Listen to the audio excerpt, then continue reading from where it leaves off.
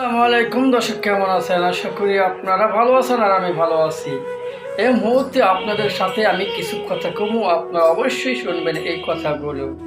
বন্ধুরা, আপনাদের সাথে এই কথা বলতে চাই, আপনার বড় ভাই আছে, আপনার বড় বোন আছে, আপনার সন্তান আছে, আপনার ছেলে মেয়ে আছে, আপনার আত্মীয় স্বজন আছে।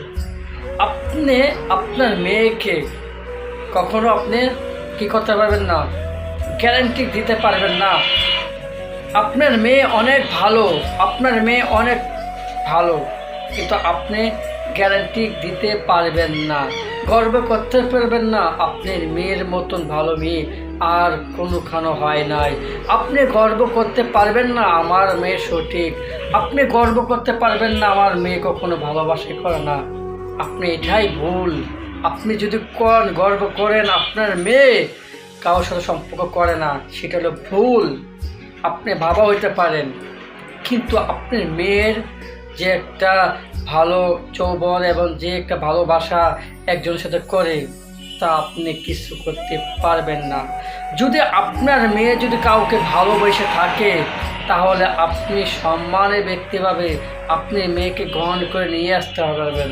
যদি আপনার মেয়ের স্বামীকে, আপনার মেয়ের ভালোবাসাকে আপনি বাধা দেন, তাহলে আপনার বড় বিপদ হবে। আপনার মান সম্মান যাবে, দোলা মাসি দেওয়া মান সম্মান যাবে। আপনি অনেক টাকা পয়সা মালিক, কিন্তু ভালোবাসার মালিক হতে পারবেন না। ভালোবাসা হলো আল্লাহর তরফ থেকে আসে। আপনার মেয়েকে বাধা দিয়েছেন, যে আপনার মেয়ের ভালোবাসাকে, স্বামীকে আপনি বাধা দিয়ে স্বামীকে আপনি কি করছেন, প্রেমিককে কি করছেন, জেলখানায় পাঠাচ্ছেন সোহাগ নামের। কখনো আপনি শান্তি থাকতে পারবেন না। দেখেন, আপনার মেয়ে বিরুদ্ধ হয়ে আপনার নামে মামলা করছে, আপনার নামে মামলা করছে। জানেন, গরিবের ভালোবাসা একমাত্র আল্লাহ দয়া করে। আপনি হাজার চেষ্টা করছেন আপনার মেয়েকে ভালোবাসার, তাকে বাধা দিবেন, কিন্তু কখনো রাখতে পারেন না। অবশ্যই আপনি কি হয়েছেন, মান সম্মান শেষ করছেন, মান সম্মান মানি যেতেছেন।